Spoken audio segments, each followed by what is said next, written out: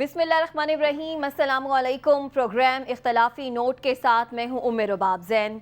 नाज़रीन, साबिक़ वज़ीर आज़म इमरान खान की कल इस्लामाबाद में एंकर पर्सन्स और सहाफ़ियों से मुलाकात हुई। इस मुलाकात में साबिक़ वज़ीर आज़म इमरान खान ने लॉन्ग मार्च से मुतल्लिक भी बात की और कहा कि कोई ये ना समझे कि लॉन्ग मार्च ख़त्म हो गया। सुप्रीम कोर्ट के फैसले के बाद पूरी ताकत से इस्लामाबाद आएंगे। साबिक़ वज़ीर आज़म इमरान खान ने सियासी और मुआशी अदम इस्तेहकाम पर भी बात की और कहा कि इलेक्शन ही तमाम मसाइल का हल है। हबीब साहब, इस मुलाकात में आप लाहौर से भी वीडियो लिंक के ज़रिए शिरकत कर रहे थे। साद रसूल साहब ने भी इस मुलाकात में शिरकत की। इमरान खान साहब फिर वही बात कर रहे हैं जो वो मुतालबा भी करते हैं कि अर्ली इलेक्शंस। तो साबिक़ वज़ीर आज़म इमरान खान पॉलिटिकली सिस्टम पर किस तरह से प्रेशर डाल पाएंगे? देखिए, इमरान खान साहब का एक प्रेशर वो है जो आपको नज़र आ रहा है और उसके नतीजे में आप देख रहे हैं कि हुकूमत इलेक्शन के लिए तैयार नहीं हो रही। बज़ाहिर जो पॉलिटिकल पोजीशन है वो इस तरह है, लेकिन सूरत हाल हमेशा से ऐसे नहीं थी। हमेशा से मेरी मुराद यह है कि 9 अप्रैल से ऑनवर्ड सूरत हाल ऐसी नहीं थी।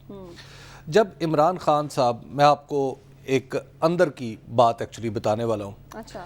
वो ये है कि इमरान खान साहब ने जब इस्तीफ़ा दिया और इस्तीफ़ा दे के ये मैदान में आ गए, और आपको याद है फिर यके बाद दीगरे इन्होंने जलसे किए। पहले जलसों में सिर्फ ये बात कर रहे थे कि मैं आपको एक कॉल दूंगा, आपको एक कॉल दूंगा, और आखिरी जलसा था इनका मुल्तान में। मुल्तान में इन्होंने, मुल्तान जलसे से पहले तक ये बात तकरीबन क्लियर हो चुकी थी कि ये एक लॉन्ग मार्च की कॉल देने वाले हैं जो धरने में भी बदल सकता है। हुआ ये था उस वक्त कि इमरान खान साहब के जलसों के साइज़ और प्रेशर की वजह से जो मौजूदा हुकूमत है, यानी शहबाज शरीफ साहब ने लाहौर का जब जलसा था तो उससे 1-2 दिन पहले की आप बात समझ लें। उस वक्त बाकायदा तौर पर बतौर वज़ीर आज़म एक तकरीर तैयार कर ली थी। अच्छा। जो PTV पर रिकॉर्ड होनी थी और उसमें असम्बलियाँ तोड़ी जानी थी। अच्छा जी, ये बात बिल्कुल तय हो चुकी थी और नवाज शरीफ साहब इस बात पे आसिफ अली जरदारी को भी राज़ी कर चुके थे। आज आपको याद है जब मोहतरमा जो मरीम नवाज साहिबा हैं वो बार बार एक ही बात कह रही थी कि हमें ये बोझ उठाने की ज़रूरत नहीं है, हम जिम्मेदारी का ये टोकरा क्यों उठाए। आपको याद है ये सारी बातें? आवाज़ें नून लीग में से और भी अच्छा, और भी कई आवाज़ें उठ रही थी। उसके पीछे दरअसल ये एक फ़िज़ा बनाई जा रही थी जिसने कल्मिनेट होना था पाकिस्तान टेलीविज़न की उस तकरीर पे जो शहबाज शरीफ साहब ने करनी थी, और वो तकरीर लिखी भी जा चुकी थी और उसको शहबाज शरीफ साहब पढ़ के तैयार हो चुके थे कि तकरीर करनी। अब हुआ ये कि मुल्तान का जलसा आ गया। मुल्तान के जलसे में, अब लाहौर के जलसे में उन्होंने कहा कि मैं कॉल दूंगा और मुल्तान में ऐलान करूंगा। मुल्तान में उन्होंने कहा कि 2 दिन बाद मैं फिर ऐलान करूंगा, और फिर वो तय हो गया कि जनाब फलां तारीख को ये लॉन्ग मार्च होगा।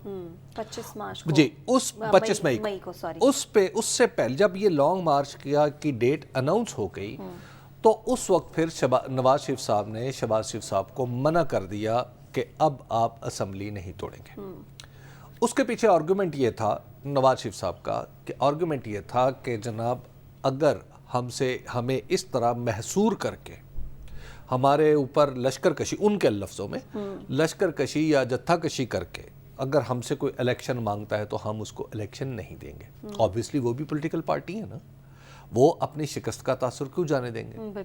वरना इमरान खान साहब ने कुछ ना किए बगैर ही सिस्टम के ऊपर इतना प्रेशर डाल दिया था कि सिस्टम के अंदर ना सिर्फ नवाज शरीफ तैयार हो गए थे बल्कि आसिफ अली जरदारी साहब भी और दीगर इस सिस्टम के जो सपोर्टर हैं वो भी तैयार हो चुके थे। यानी ये बात तकरीबन इत्तफाक के राय से तय पा चुकी थी। जब मामला लॉन्ग मार्च पे आया कि ये धरने में कन्वर्ट हो जाएगा, तो उसके बाद ये हुआ कि जो सिस्टम के अंदर से एक रेजिस्टेंस पैदा हो गई कि हम अपनी शिकस्त का इतना ब्लैटेंट जो इमेज है वो नहीं जाने देंगे। वहाँ से फिर बात बिगड़ना शुरू हो गई। अब फिर जब आ गया 25 मई, तो 25 मई को फिर जो भी उनकी कारकर्दगी या जो कुछ भी आप चीज़ें आप उनकी कह लें, वो फिर आगे rest is the history. Imran Khan साहब अब फिर आपको कह रहे हैं कि हम एक नया लॉन्ग मार्च करेंगे, हम इस्लामाबाद आएंगे। मेरी अंडरस्टैंडिंग ये है کہ اب عمران خان صاحب کو یہ کرنے کی ضرورت نہیں ہے. وہ کیوں حبیب صاحب؟ عمران خان صاحب کا پوسچر تو یہی رہے گا کہ میں لانگ مارچ کروں گا، اور انہیں شاید پولیٹیکل طور پہ پولیٹیکلی رکھنا بھی چاہیے، لیکن حالات کی انڈرسٹینڈنگ جو میری ہے، میں خالصتاً ایک رپورٹر کے طور پہ بات کروں، جی، اس میں مجھے نہیں لگتا کہ خان صاحب کو یہ کرنا پڑے گا یہ کام. اچھا، کہہ رہے ہیں ان کی ایفرٹ کے بغیر ہی ان کی ایفرٹ کے بغیر ہی. میری انڈرسٹینڈنگ یہ ہے کہ سسٹم کے اندر اتنا بوجھ بڑھ چکا ہے کہ اب اس کو کسی بھی وقت آپ کو ٹک کی آواز آئے گی، بلکہ ٹک کی آواز بھی نہیں آئے گی، اسمبلی ٹوٹ جائے گی. اچھا، تقریر نشر ہوگی، کیونکہ اسمبلی ٹوٹنے کی کوئی آواز نہیں آتی، صرف وزیر اعظم ہی آ کے بتاتا ہے. تو یا یہ حکومت گر جائے یا اسمبلی ٹوٹ جائے، کوئی ایک شکل بن جائے. اس کی پولیٹیکل شکلیں کئی ہو سکتی ہیں، لیکن میں ان میں ابھی ڈیٹیل میں نہیں جاتا. اس کے اوپر غور ہو رہا ہے، غور و فکر ہو رہا ہے. اب میں یہ بات کسی حد تک، مطلب پالیٹکس میں، پاکستان کی پالیٹکس میں ایک ہفتہ از ٹو لانگ ٹو پریڈکٹ. مجھے یہ لگتا ہے کہ سسٹم کے اندر وہ دباؤ عمران خان پیدا کر چکے ہیں، اور شاید ان کے لانگ مارچ کی نوبت نہ آئے. لانگ مارچ پھر اونٹ کی کمر پہ آخری دن کا ہوگا. صحیح.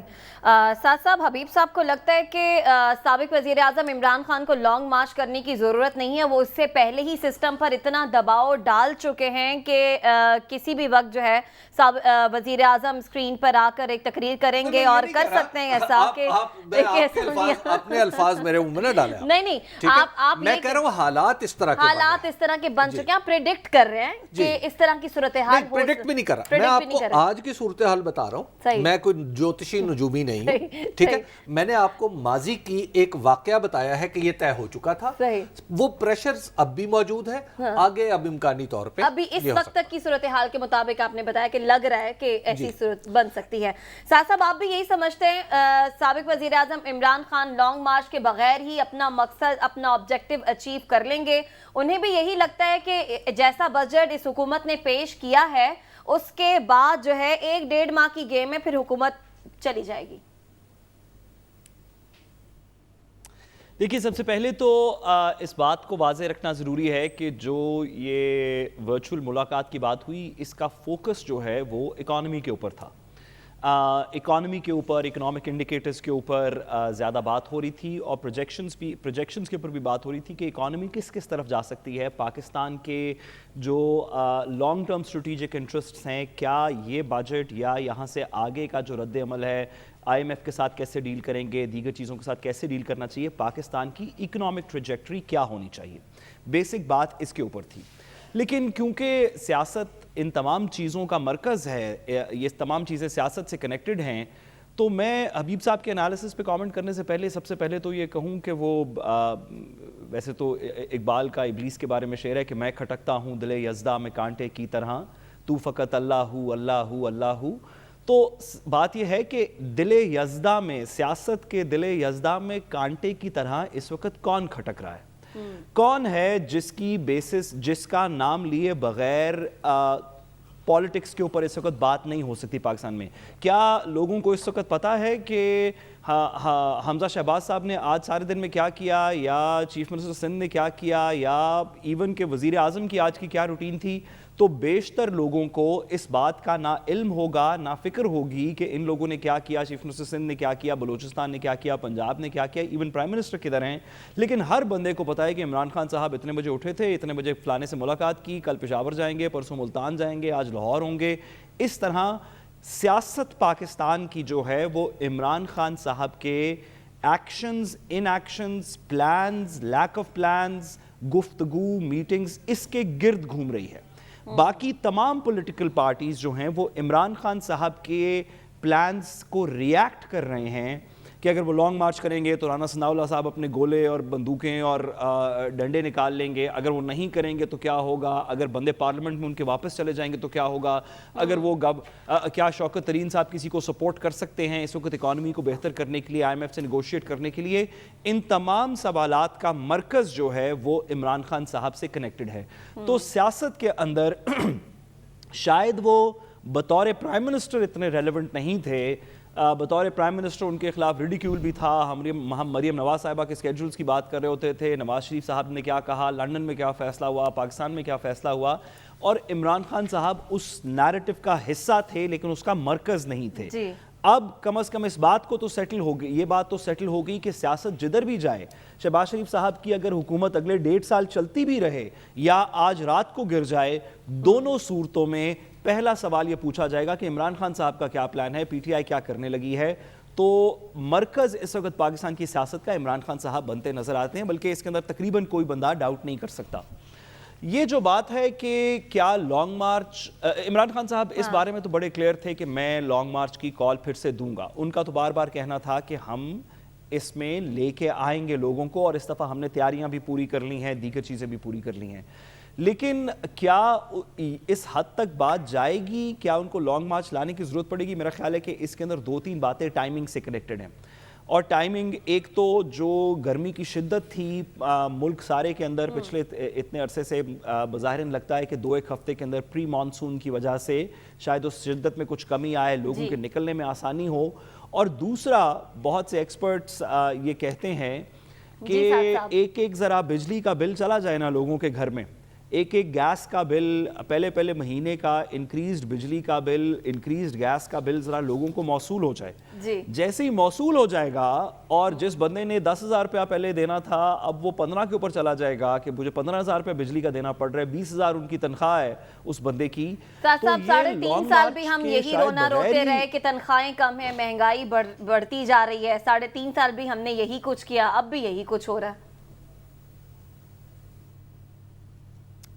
یہ بات درست ہے. پاکستان کی اکنامک ڈکلائن جو ہے 3.5 سال, آپ پلیز یہ نہ کہیں, کیونکہ نمبرز اب ہم نے دیکھ لیے پچھلے 2-1 دن میں جو آفیشیل نمبرز ہیں. پاکستان کا گروتھ ریٹ عمران خان صاحب کے انڈر سب سے زیادہ تھا.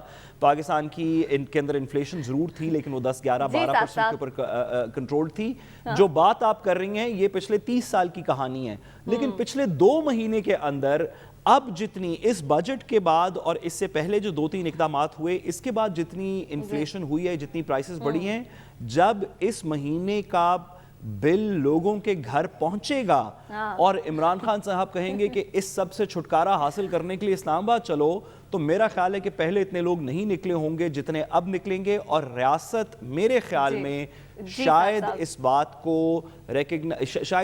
کو کہے کہ بجائے کہ اتنے لوگ نکلیں, کوئی دنگا فساد ہو, کوئی اور تھرڈ پارٹی اس کی, کوئی آؤٹ سائڈ پارٹی اس کی ایڈوانٹیج لے لے, اس سے بہتر ہے کہ شاید الیکشن کی طرف چلتے ہیں. سعد صاحب, اس سے پہلے بھی جب بجلی کے بل آتے رہے حبیب صاحب, تو چیخیں تو عوام کی تب بھی نکلتی رہی ہیں. آپ بھی سعد صاحب کے اس نقطہ نظر سے ایگری کرتے ہیں کہ 3 سال میں تو جو مہنگائی ہوئی, لیکن اس وقت اتنی شدید مہنگائی ہے کہ عوام کو جب بجلی اور گیس کا بل آئے گا تو ان کی چیخیں نکل جائیں گی. سمجھ لیجیے, دنیا بھر میں جب بھی سیاسی تبدیلی آتی ہے تو اس کی تہ میں دراصل خراب معیشت کار فرما ہوتی ہے. جب بھی دنیا میں کوئی حکومت بدلی جاتی ہے تو اس کے اوپر کوئی الزام سوائے اس کے نہیں ہوتا کہ یہ اچھی معیشت نہیں چلا سکے. دنیا میں کہیں انقلاب آیا ہے تو بھی اسی وجہ سے آیا ہے کہ یہ معیشت خراب ہو گئی ہے, تو معیشت کو ٹھیک کرنے کے لیے ہمیں یہ سسٹم نہیں چاہیے, ہم نیا سسٹم نہیں کہیں گے. یہ بات سمجھ لیجیے, معیشت ایک بنیادی بات ہے. عمران خان کے کیس میں اور پی ڈی ایم کی جو موجودہ گورنمنٹ ہے, اس کے کیس میں ہوا یہ ہے کہ عمران خان کے اوپر یہ الزام لگا کہ معیشت ایکچولی اس حکومت نے خراب کی ہے. ٹھیک ہے, یہ الزام لگا. اسی الزام کے سائیڈ پہ پھر آپ ظاہر ہے اس میں بہت سارے دیگر عوامل بھی, لیکن میں ان کی صرف پولیٹیکل شکل دیکھ رہا ہوں جو ان کے مخالفین نے ان کے اوپر لگایا. جب انہوں نے وہ الزام لگایا اور انہیں اقتدار سے ہٹا کے خود اقتدار میں آ گئے, تو اصولی طور پہ معیشت میں بہتری آنی چاہیے تھی. یہی ان کا کہنا تھا. اچھا, ہوا یہ کہ جیسے ہی وہ اقتدار میں آئے, فوری طور پہ انہوں نے وہ سارے دلائل آپٹ کر لیے جو عمران خان دے رہے تھے.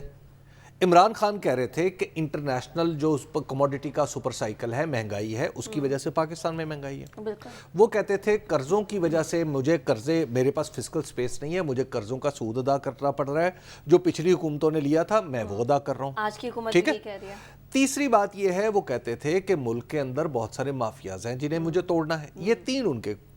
یہی 3 تھے نا بنیادی, جو عمران خان صاحب بنیادی نکات تھے. اب آپ آ جائیں اس حکومت کے پاس. یہ حکومت کیا کہہ رہی ہے؟ یہ حکومت ہمیں بتا رہی ہے کہ انٹرنیشنل جو ہے وہ انٹرنیشنل مہنگائی ہے جس کی وجہ سے یہاں پہ قیمتیں اوپر چلی گئی ہیں. بالکل ٹرو. بالکل ایسے عمران خان بھی یہی کہتے تھے, یہ بھی کہتے تھے تو کراس کر دیں اس کو. وہ کہتے تھے, عمران خان صاحب کہتے تھے جب ملک میں پیداوار نہیں ہوتی تو ڈالر اوپر جاتا ہے, یہی کہا کرتے تھے. ٹھیک ہے, ان کے پیداوار نہیں بڑھی, ڈالر پھر بھی ڈالر اوپر چلا گیا. کراس کر دیں, یہ بھی کر دیں, اعتراضات کراس کرتے چلے جائیں نا. اب یہ کہہ رہے ہیں کہ مجھے سابقہ یہ کہہ رہے ہیں کہ پہلے جو حکومتوں نے قرضے لیے تھے ہمیں ان کے قرضے اتارنے پڑ رہے ہیں, ہمیں آئی ایم ایف کے پاس جانا پڑ رہا ہے. یہی بات عمران خان کر رہے تھے, تو اس کو بھی کراس کر دیں. تو اس کے بعد پھر جو نمبرز آئے اقتصادی سروے میں, انہوں نے کہا تھا کہ جناب 6% تو گروتھ, یہ عمران خان بھی دے رہا تھا 6%, 6.1% نواز شریف کے دور میں تھی. تو فرق پرابلم کیا ہے؟ اکانومی کا پرابلم پھر ایشو کیا ہے؟ تو اب لہٰذا وہ جو نیریٹو تھا جس کی بنیاد پہ عمران خان کو ہٹایا گیا تھا, موجودہ حکومت یعنی موجودہ حکومت میں شامل جماعتوں اور دیگر افراد نے مل کے جب عمران خان کو ان کی کرسی سے ہٹایا, تو اب یہ سوال موجودہ حکومت اور حکومت کے ساتھ شامل دیگر افراد سے یہ پوچھنا بنتا ہے نا. بالکل بنتا ہے کہ پھر آپ نے ہٹایا کیوں تھا؟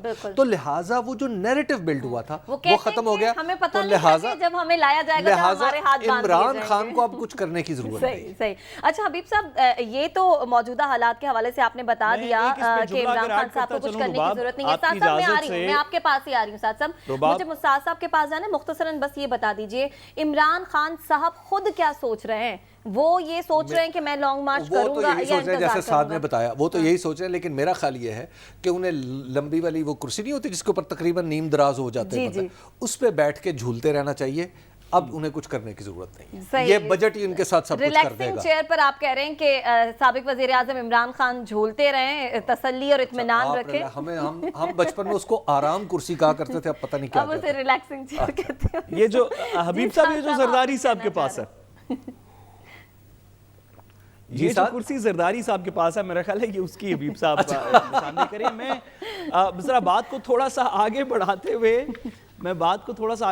ہوئے دیکھیے, اس سے بھی اگر تھوڑی سی بیسک بات پہ چلے جائیں تو عمران خان صاحب کا ایک نیریٹو جو کہ بار بار جس کی وجہ سے جب ان کے پاس اکانومی کا کوئی ایکسپیرینس نہیں تھا, ان کے پاس ٹیم موجود نہیں تھی, ان کے پاس دیگر چیزیں نہیں تھیں, وہ خود تسلیم کرتے ہیں کہ ان کی ٹیم میں ان ایکسپیرینس لوگ تھے جب وہ گورنمنٹ میں آئے, تو ان کو لوگوں نے ووٹ اس وجہ سے نہیں دیے کہ عمران خان صاحب اکانومی سڈنلی ٹھیک کر دیں گے.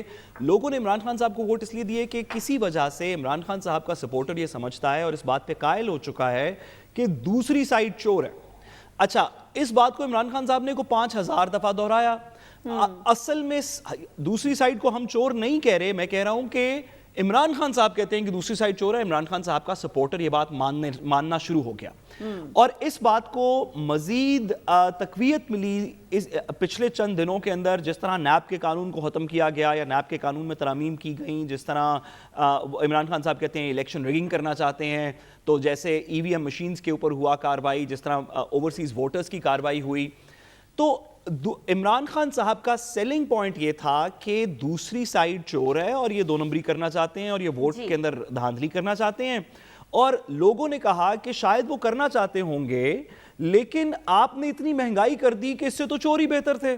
ہم نے بات یہ سننی شروع کر دی, حبیب صاحب کے بہت سے سرویز کے اندر لوگوں نے لائٹ ہارٹڈلی کہا کہ جی اس سے تو بہتر تھا, ان لوگوں کی حکومت چلے چور بھی تھے تو کم از کم مہنگائی تو نہیں تھی.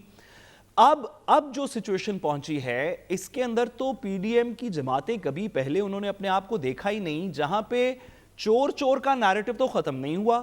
آج بھی عمران خان صاحب کو جو لوگ سپورٹ کرتے ہیں وہ سمجھتے ہیں کہ شاید پی ڈی ایم کے لوگ چور ہیں. وہ اس بات سے مزید, جیسے میں نے کہا, تقویت ملی کہ جو نیب کے قوانین کے اندر خرابی آئی. لیکن اب لوگ کہتے ہیں کہ اکانومی بھی ان سے ٹھیک نہیں ہو رہی. تو جو ایک پازیٹیو تھا جس کی وجہ سے پی ڈی ایم سے کچھ امیدیں تھیں کہ شاید ان کی ایکسپیرینس ٹیم اکانومی کو ٹھیک کر دے گی, وہ بات پچھلے 2-1 مہینے کے اندر ختم ہو گئی. جو چور کا یا الیکشن دھاندلی کا نیریٹو تھا اس کو تھوڑی سی مزید تقویت ملی. ابھی تک فرد جرم نہ چیف منسٹر پنجاب پہ عائد ہوئی ہے, نہ پرائم منسٹر کے اوپر عائد ہوئی ہے. ای وی ایمز ختم ہو گئی ہیں, اوورسیز کے ووٹرز وہاں پہ ووٹ نہیں دے سکیں گے, نیب کے قانون میں ترامیم ہو گئی ہیں.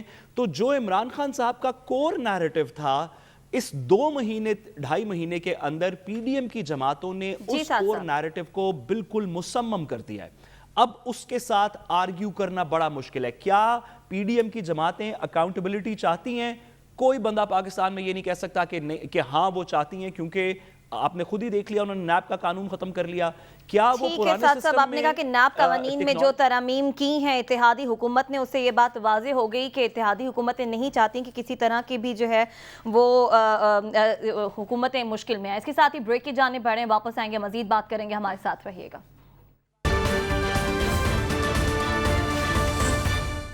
ویلکم بیک ناظرین. اب کل پنجاب کا بجٹ پیش ہونے والا ہے اور اس حوالے سے کہا جا رہا ہے کہ نون لیگ کو تحریک انصاف نے فیصلہ کر لیا ہے کہ کس طرح سے ٹف ٹائم دینا ہے. کیا وہی صورتحال بنے گی جو کہ تحریک عدم اعتماد کے ہم نے وقت دیکھا؟ اس پر بات کرنے کے لیے ہمارے نمائندہ لیاقت انصاری صاحب ہمارے ساتھ موجود ہیں. لیاقت انصاری صاحب، بتائیے گا تحریک انصاف کی کیا اسٹریٹجی ہے؟ نون لیگ نے تو کل اپنا بجٹ پیش کرنا ہے، تحریک انصاف کل کیا کرنے جا رہی ہے؟ دیکھیں، تحریک انصاف اور مسلم لیگ نون دونوں صاف بندی کر رہے ہیں کہ کل کے بجٹ کے موقع پر کیا کرنا ہے. آج رات 9 بجے حمزہ شہباز نے جو ہے وہ ایوان وزیر اعلیٰ میں جو ہے وہ مسلم لیگ نون کی پارلیمانی پارٹی کا اجلاس طلب کیا ہے، جبکہ تحریک انصاف اور مسلم لیگ قائد اعظم کی پارلیمانی پارٹی کا اجلاس آج اسپیکر پرویز لائی، سردار عثمان بزدار اور سبطین خان کی صدارت میں ہوا ہے. بنیادی طور پر اپوزیشن نے جو ہے وہ کل کے اجلاس میں 2-3 نکات کو ایشو بنا کر جو ہے وہ ٹف ٹائم دینے کا فیصلہ کیا ہے، جس میں سب سے بڑا ایشو جو ہے وہ ریز کرنے جا رہے ہیں کہ ان کے ارکان اسمبلی کے خلاف ایک رکن کے خلاف 3 سے 4 مقدمات، اور وہ بھی دہشت گردی کی دفعات کے تحت مقدمات درج ہو رہے ہیں. ان کو گرفتار کیا جا رہا ہے. ایک کیس میں ضمانت کرواتے ہیں تو دوسرا کیس سامنے آ جاتا ہے، دوسرے میں ضمانت کرواتے ہیں تو تیسرا کیس سامنے آتا ہے. اس پہ بھرپور انداز سے کل پروٹیسٹ کرنے کا فیصلہ کیا ہے. دوسرا جو ہے کہ بھارت نے جو توہین آمیز بیانات نبی اکرم صلی اللہ علیہ وسلم کے حوالے سے دیے تھے، اس کے خلاف جو ہے وہ اپوزیشن نے کل قرارداد لانے کا فیصلہ کیا ہے اور مذمتی قرارداد پر جو ہے وہ ایوان میں تقاریر کروانے کا بھی فیصلہ کیا ہے. تو یوں اس میں اسپیکر کا یہ ارادہ ہے کہ وہ تمام ارکان اسمبلی جو تقریر کرنا چاہیں گے ان کو بجٹ سے پہلے اس پر تقریر کرنے کا موقع دیا جائے گا. عمومی طور پر یہ ہوتا ہے کہ بجٹ کے موقع پر دوسرا کوئی اور ایجنڈا جو ہے وہ نہیں رکھا جاتا، لیکن یہ کل کے اجلاس میں یہ 2 آئٹمز جو ہیں وہ نظر آ رہی ہیں. اور ظاہری طور پر جو حکومت ہے اس کے صبر کا بھی امتحان ہوگا کہ وہ انتقامی مقدمات کے حوالے سے جب اپوزیشن رہنما تقاریر کریں گے یا ان کو تقریر کا موقع دیں گے، نعرے بازی ہوگی تو اس پر وہ کتنا صبر کا مظاہرہ کرتے ہیں. آج سیکرٹری اسمبلی محمد خان بھٹی نے جو ہے وہ وزیر اعلیٰ پنجاب حمزہ شہباز کو خط لکھا ہے اور ان سے استدعا کی ہے کہ وہ اپنے 4 نمائندوں کو نامزد کریں، جو کہ کل 12 بجے بزنس ایڈوائزری کمیٹی کا اجلاس ہے، اس میں آ کر حکومت اور اپوزیشن کے نمائندے بیٹھ کر اس اجلاس کے لیے جو ہے وہ لائحہ ملتحق کریں. اچھا، یہ بتائیے گا لیاقت کہ کل جو اجلاس کی صدارت ہوگی، ایک معاملہ یہ بھی ہے کہ ڈپٹی اسپیکر کریں گے، اسپیکر کریں گے؟ یہ کل کے اجلاس کی صدارت اسپیکر کریں گے، کیونکہ یہ چودھری پرویز الہی صاحب کریں گے. بالکل، چودھری پرویز الہی کریں گے، کیونکہ یہ اجلاس جو ہے وہ خالصتاً بجٹ کے موقع بجٹ کے حوالے سے گورنر پنجاب نے جو ہے وہ طلب کیا ہے اور اس میں عدم اعتماد کی یا دوسری تحریک کا کوئی معاملہ نہیں. گو ڈپٹی اسپیکر اور اسپیکر دونوں کے خلاف عدم اعتماد کی جو تحریک ہیں وہ ابھی تک بزنس میں موجود ہیں، لیکن ان پر کارروائی اس لیے نہیں ہوگی کہ جو بجٹ اجلاس اس میں دوسرا بزنس ٹیک اپ نہیں کیا جاتا. اور گورنر نے خالصتاً یہ اجلاس بجٹ کے لیے ہی بلایا گیا. جب تک بجٹ پاس نہیں ہوتا اس وقت تک دوسرا کوئی ایجنڈا اس میں یعنی عدم اعتماد کی تحریک نہیں آ سکتی. سعد رسول صاحب، آپ سوال کرنا چاہ رہے ہیں؟ لیاقت یہ بھی بتائیے گا کہ اویس لغاری صاحب کے بارے میں بھی فیصلہ ہوا ہے کہ وہ بجٹ پریزنٹ کریں گے یا ابھی اس میں بھی کوئی ابہام ہے؟ دیکھیں، اس حوالے سے ابھی جو اطلاعات اب تک جو سامنے آئی ہیں وہ یہی ہے کہ سردار اویس لغاری کا نام ہی فائنل کیا گیا کہ وہ بجٹ پیش کریں گے، اور ملک احمد کے نام کے حوالے سے ہے کہ وہ وزیر قانون کی حیثیت سے جو ہے وہ ایوان میں اپنے پارلیمانی بزنس کے حوالے سے فرائض سر انجام دیں گے. تو کافی مشکل سامنے یہ آ رہی کہ حکومت پہلے تو گورنر پہ الزام لگاتی تھی کہ ہمیں ہمارا گورنر نہیں بنانے دیا جا رہا اور حلف نہیں ہو رہا، پورٹ فولیو ہم نے اناؤنس کرنے ہیں، حلف کیبنٹ نہیں بن رہی. اب کیبنٹ بنے کو بھی کافی عرصہ 2-3 ہفتے ہو چکے ہیں، لیکن پورٹ فولیو صرف 8 MPs کے طے نہیں ہو پائے اور کیبنٹ کا جو سیکنڈ فیز تھا وہ بھی کل خبر گرم تھی کہ کل ہوگا، لیکن وہ بھی نہیں ہو سکا. لیاقت، تو اس میں تو پیپلز پارٹی کو بہت سارے اعتراضات ہیں نا کہ ہمیں یہ وزارت چاہیے، یہ دفتر چاہیے، کچھ تھوڑے نیٹی میں بھی کچھ چیزیں ہیں. تو یہ بتائیے کہ یہ مسئلہ بھی کل آپ کو ابھرتا ہوا نظر آ رہا ہے کہ کسی درجے میں پاکستان پیپلز پارٹی اس موقع کو استعمال کرے اپنے مطالبات منوانے کے لیے؟ देखिए, पीपल्स पार्टी ने पहला प्रोटेस्ट जो किया था वो पहला जब कैबिनेट का फेज था, हल्फ जब हो रहा था तो उस वक्त पहला प्रोटेस्ट किया था। और जब उनको सीनियर मिनिस्टरशिप की यकीन दहानी नहीं करवाई जा रही थी तो वो गवर्नर हाउस से हसन मुर्तज़ा वापस चले गए थे और हैदर गिलानी ने काबीना का हल्फ उठाने से इनकार कर दिया था। यही वजह कि रात 12:15 बजे जाके वो कैबिनेट का पहला फेज हुआ था। पीपल्स पार्टी ने पहला प्रोटेस्ट उस वक्त किया था। उसके बाद भी पीपल्स पार्टी स्टैंड ले रही है। फिर आसिफ अली जरदारी जब बिलावल हाउस लाहौर आए तो हमजा शहबाज वहाँ पर पहुँचे, वज़ीर आला उस दोहराने में भी शरीक हुए और वहाँ पर भी वादे वईद किए गए पोर्टफोलियोज के।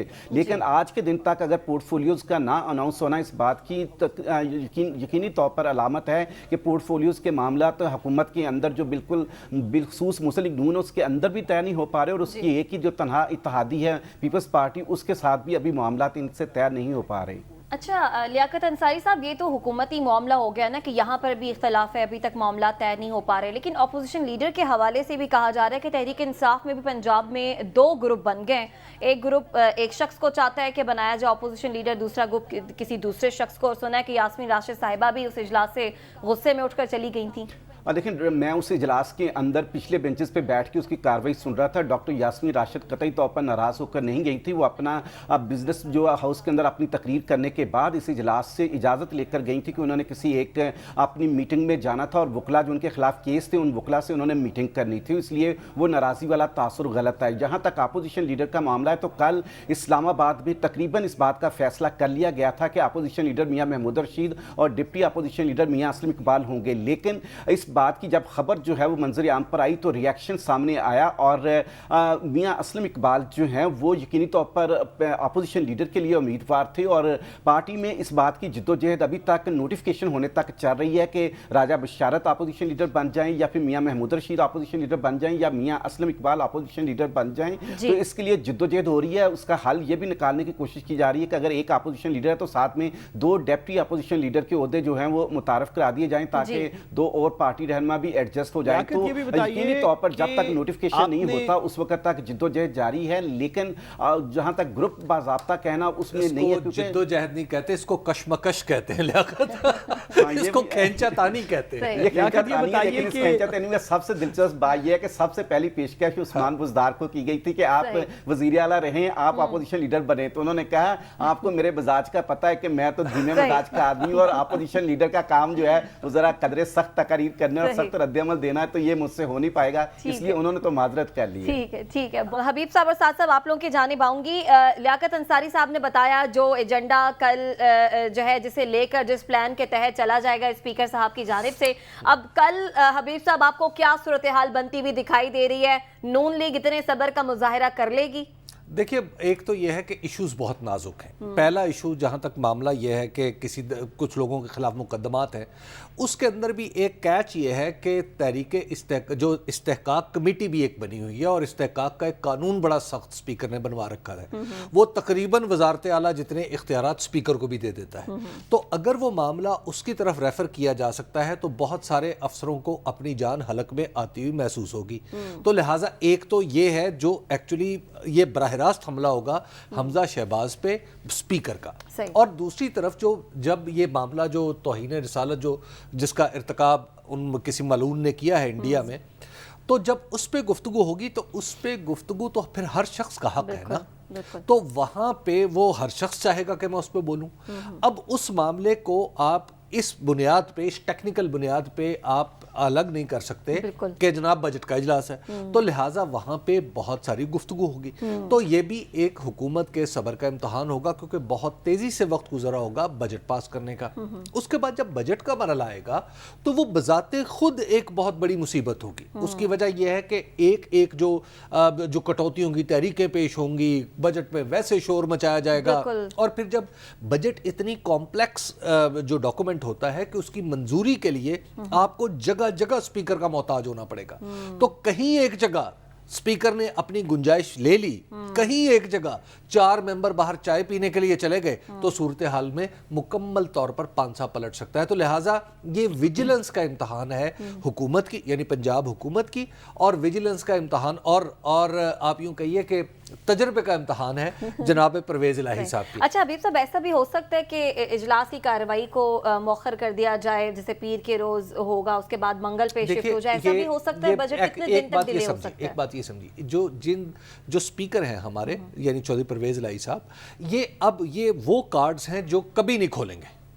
उसकी वजह यह है कि वो हो सकता है अभी मुलतवी कर दें, हो सकता है रात तक चलाते रहें, हो सकता है 5 मिनट में मुलतवी कर दें, वो कुछ भी ये करते रहेंगे। देखिए ये इजलास कोई स्मूथ सेलिंग नहीं है हुकूमत के लिए, और मैं आपको बताऊं खतरात इतने ज़्यादा हैं कि किसी दर्जे में हुकूमत को इतनी बड़ी शिकस्त भी हो सकती है कि पांसा ही पलट जाए। अच्छा जी साद साहब, आपकी जानिब आएंगे, कल हुकूमत ने पंजाब का बजट पेश करने, आप मुझे इजाज़त दे तो मैं साथ से एक सवाल पूछूं। साथ कल मुजीब रहमान शामी साहब हमारा प्रोग्राम देख रहे थे तो उन्होंने कहा कि ये जो बजट का इजलास है इसमें नंबर्स का 186 होना ज़रूरी नहीं है।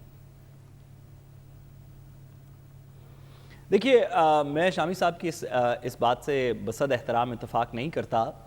2-3 चीज़ें जो हैं जिसको आइन बड़े सिंपल बड़े क्लियर तरीके से डिटर्मिन करता है, और हमने क्योंकि अभी इतनी सारी बहस कर ली पिछले चंद दिनों के अंदर आर्टिकल 63A के ऊपर, 63A के ऊपर, तो हमें पता चला कि आइन की तरमीम जो है वो 2/3 मेजॉरिटी से वैसे ही पास होनी है, आर्टिकल 239 में लिखा हुआ है। लेकिन उसके साथ साथ वोट ऑफ नो कॉन्फिडेंस की या वोट ऑफ कॉन्फिडेंस की तहरीक भी और बजट की तहरीक भी, ये 3 ऐसी चीज़ें हैं, आइनी तरमीम, बजट और इलेक्शन ऑफ द हाउस, जिसके ऊपर आर्टिकल 63A भी लगता है। यानी कि इसका मकसद ये है या इसकी डेमोक्रेसी के अंदर स्पिरिट ये है कि मेजॉरिटी ऑफ द पार्लियामेंट किसी चीज़ के लिए वोट करे। ये नहीं कि अगर 350-380 का हाउस है और आप 100 बंदों को उस दिन अंदर करवा लें और उसमें से 60 बंदे बजट के लिए वोट कर दें, तो क्या 60 बंदे पंजाब असेंबली के 380 के अंदर से पूरे असेंबली का बजट पास कर सकते हैं? ये तो डेमोक्रेसी के बिल्कुल ही खिलाफ होगा। अगर ये बात दुरुस्त हो तो फिर 60 बंदे क्या, अगर 100 बंदे एंटर हों तो 60 बंदे क्या चीफ मिनिस्टर भी इलेक्ट कर सकते हैं? आपने जो बात की है, बहुत सारे कानूनदानों को और असेंबली के जो रूल्स हैं उनको समझने वाले लोग आपके इस आर्गुमेंट को नहीं तस्लीम कर रहे, लेकिन आप उसको ला रहे हैं 63A से। मैं समझता हूं इस बात को जी। अच्छा, मैं 63A की मैंने एक एग्जांपल दी, लेकिन अगर आप इसको वैसे भी डेमोक्रेसी के अंदर देखें, जमहूरियत के अंदर असेंबली के अंदर कोई भी खास तौर पे जो बजट का काम है, जिसके अंदर आपका मेरा हम सब का पैसा इस्तेमाल करने का इख्तियार या उसको किस तरह इस्तेमाल किया जाएगा, हमारे टैक्सेस के पैसे को या हमारे ऊपर एमिनिटीज़ को, ये सवाल है, तो वो मेजॉरिटी ऑफ द हाउस ने पास करना है, वो majority of the sitting members ने नहीं करना। मेरा इसके अंदर मैं इस बात से आई एम कॉग्निजेंट के कुछ लोगों का, कानूनदानों का भी मेरे से इसमें इख्तलाफ है, लेकिन मेरा इसमें ये ओपिनियन है कि जब तक टोटल मेंबरशिप के लोग मौजूद ना हो 50, तो ये बजट पास नहीं हो सकता। मैं इस बात को, क्योंकि ये आने वाले दिनों के अंदर अदालतों के अंदर इसमें शायद कुछ चैलेंजेस भी फाइल हों, तो हम इसके ऊपर हतमी बात करते रहेंगे, लेकिन डेमोक्रेसी की कंसेप्शन के अंदर भी हबीब साहब अगर आप खुद ही सोचें कि 380 अगर अफराद का हाउस हो और उसके अंदर लेट्स से कि पाकिस्तान मुस्लिम लीग नून का के ही स्पीकर भी हों, और कोई इस तरह का तरीका कर लिया जाए कि रात के 1 बजे बस 40 बंदों को अंदर घुसा के उनमें से 21 बंदों से बजट पास करवा दिया जाए, मतलब कोरम पूरा करने के बाद, तो क्या वो पंजाब असेंबली का बजट होगा? क्या वो सब लोगों के ऊपर बाइंडिंग होगा? क्या जमहूरियत का यही मतन है? आपका आर्गुमेंट तो बड़ा जबरदस्त है, और ऑनेस्टली स्पीकिंग एक सियासियात के एक तालिब इल्म होने के हवाले से मैं समझता हूँ कि डेमोक्रेटिकली भी शायद ऐसा होना चाहिए। चलते चलते मुझे ये बताइए, लियाकत हमारे पास बैठे, लियाकत आप असेंबली कवर करते रहे, क्या प्रैक्टिस क्या रहती है? पहले तो कभी ऐसी सूरत पेश नहीं आई ना, लेकिन प्रैक्टिस यही है कि जब भी बजट के ऊपर जो है वो नोज़ और आइस को पुकारा जाएगा और स्पीकर जो है वो राय देंगे, तो उसमें वो देखेंगे कि हाउस में जो बैठे लोग हैं उनकी अक्सरियत आइस की तरफ है या नोज़ की तरफ है, तो वो स्पीकर ही उस वक्त फैसला देते हैं। अपोजिशन के पास ये इख्तियार है कि वो गिनती करवा सकते हैं, अपोजिशन गिनती करवा सकती है, लेकिन हाउस के अंदर जो तादाद मौजूद होगी उसकी जो सादा अक्सरियत है वही जो है वो कट मोशन या मोशन जो है वो पास करवाने के लिए काफ़ी होंगी। अच्छा, ये आपके ख्याल में ऐसा हो सकता है, लेकिन बजट का जो 63 ए का जो आर्गूमेंट वो ले रहे हैं साद रसूल साहब, वो काफी तगड़ा आर्गूमेंट महसूस लेकिन होता जो हाउस में हमने अब तक प्रैक्टिस देखी है वो यही होती है कि जितने हाउस में मेंबर्स मौजूद होते हैं उन्हीं पर फिर स्पीकर के फैसले को इवन को गिनती नहीं होती हर जब तकरीबन कोई 44 से 46 जो है मुतालबात ज़र होते हैं तो स्पीकर पढ़ता जाता है और कहता है आई हैव इट। लेकिन अपोजिशन यहाँ पे ऐसे नहीं करने देगी, जाहिर है बार-बार गिनती करवाएगी। जाने पड़े, वापस आएंगे, मजीद बात करेंगे, हमारे साथ रहिएगा।